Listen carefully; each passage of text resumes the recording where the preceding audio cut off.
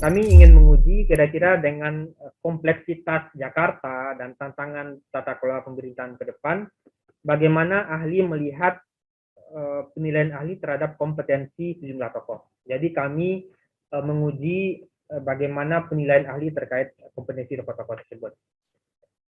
Nah, jadi untuk dengan tantangan kompleksitas kepemimpinan tersebut, kami melihat ada beberapa indikator penting untuk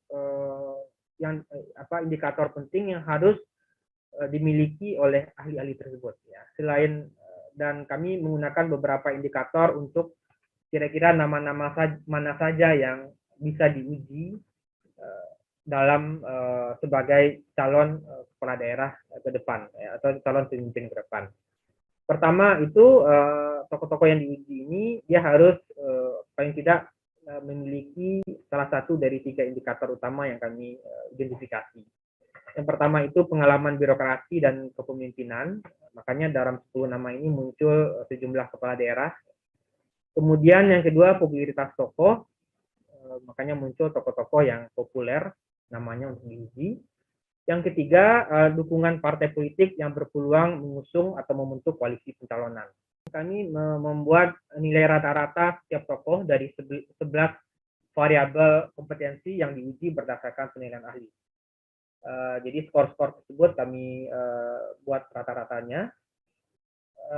Kalau kita lihat berdasarkan secara umum dari 11 variabel yang diuji, nilai rata-rata tertinggi itu dari skala 1 sampai 10 itu bukan diraih ya, nilainya itu oleh Pak Ridwan Kamil, skornya 7,11 ya skor. Kemudian disusul oleh Erick Thohir skornya 6,99, Tri Risma hari ini skornya 6,78 dan nama-nama lainnya. Kalau Bapak Ibu lihat dan rekan-rekan media lihat, memang terdapat variasi-variasi nama yang muncul pada yang direkomendasikan ahli.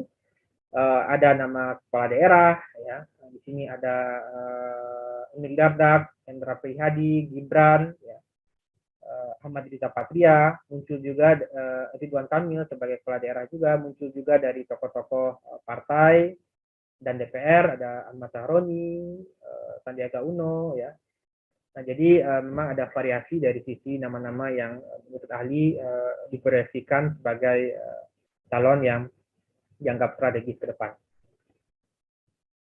Nah, dalam temuan kedua ini, di tengah tantangan kepemimpinan dan tata kelola ke depan, terutama pasca pemindahan IKN, kami melihat dibutuhkan kepemimpinan teknokratis dan berpengalaman dalam memimpin, yaitu terutama kemampuan dalam perencanaan dan eksekusi kebijakan.